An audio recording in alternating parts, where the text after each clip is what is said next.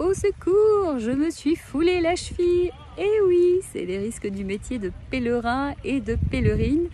Bon, ben c'est comme ça, hein. Qu'est-ce que vous voulez? On va pas pleurer. Au contraire, en fait, j'ai même envie de dire que c'est une bonne leçon pour moi. Alors, ceux qui me connaissent savent que je suis très positive et que je mets du sens dans tout ce qui m'arrive. Justement, j'avais envie de partager ça avec vous, un petit exercice pratique de psychologie positive. Comment je le prends? Eh bien, premièrement, je me foule la cheville. Pourquoi? Parce que je vais peut-être un peu plus vite que la musique. Donc déjà, c'est le message de prendre le temps. Ça sert à rien de courir, hein, c'est les vacances. Mais je me suis mis un petit truc où j'avais envie d'avancer. Eh ben non, prenons le temps. En tout cas, moi, il faut que je prenne plus le temps. Je prends le message. Deuxième chose, pose-toi. Bah oui, moi j'ai enchaîné une année assez dingue. Ensuite, un mois à Avignon où j'ai enchaîné 17 interviews de super artistes. Mais c'était intense, à monter les interviews jusqu'à parfois 2h, 3h, 4h du mat. Et puis j'ai enchaîné avec 44 spectacles vus, alors dont la plupart étaient vraiment super, donc c'était génial. Mais derrière, j'ai enchaîné, je suis directement partie pour Saint-Jacques et j'ai enchaîné directement le pèlerinage. Donc en fait, et puis là, je rentre le 19 août, samedi. Le dimanche 20, on range tout, on fait les lessives. Et le 21, lundi, on repart bosser, quoi. Donc j'avais 0 jour off. Et là, en fait, finalement, le chemin de Compostelle, la vie, me dit, mais tu vas te poser. Donc ok, je vais me poser même 2 jours, même si ça va complètement mieux demain, on verra bien. En tout cas, je me dis, je me pose 2 jours et en fait, j'ai même pas de problème par rapport à ça, juste j'y pense pas. Donc, je suis très contente. En plus, ce qui est incroyable, c'est qu'au début, donc là à Estaing, je trouvais pas, enfin, j'ai commencé à chercher et je trouvais pas trop. Et puis, je demande à un aubergiste s'il n'y avait pas une place, un hébergement. Et là, il me dit non et j'entends une voix d'une personne qui nous écoutait qui a dit, excusez-moi, nous, en fait, on va changer de plan. Donc, si vous voulez, vous pouvez récupérer notre chambre.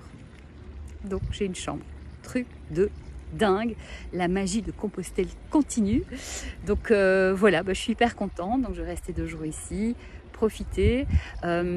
Voilà, beau message que je prends et je vais vraiment, aussi quand on prend plus le temps, moi je me souviens les 3 premiers jours j'ai fait 15 km et puis après je suis partie sur du 24-27 et sur les 15 km comme je savais que j'avais le temps, j'ai vraiment pris le temps de parler aux gens. Il y a même un village, je connais toutes les histoires des uns et des autres.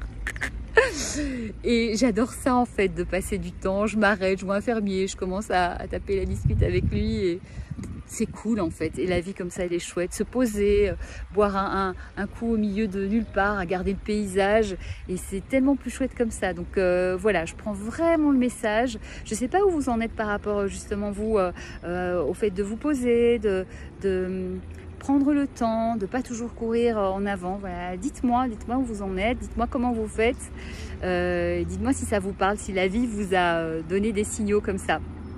Alors ce qui est très drôle avant de vous laisser, c'est que du coup, tout à l'heure, je me baladais dans la ville et je croise qui? Je croise un copain qui s'appelle Bernard. On était dans le même gîte il y a quelques temps et lui, pareil, il a un problème au genou. Il a aussi un bandage au genou, comme moi j'ai au pied, donc on a bien rigolé.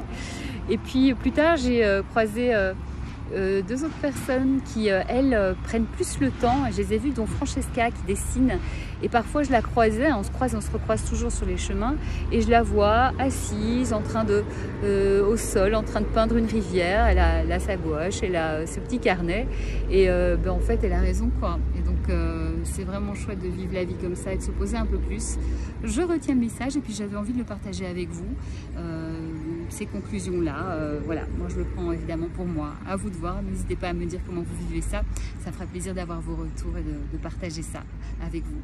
Voilà, je vous mets quelques petites photos de mon périple avant, et puis aussi d'Estaing, vous allez voir un des plus beaux villages de France. La vie est chouette, elle m'arrête dans un des plus beaux villages de France. C'est top. Voilà, je vous embrasse et puis je vous souhaite une belle journée.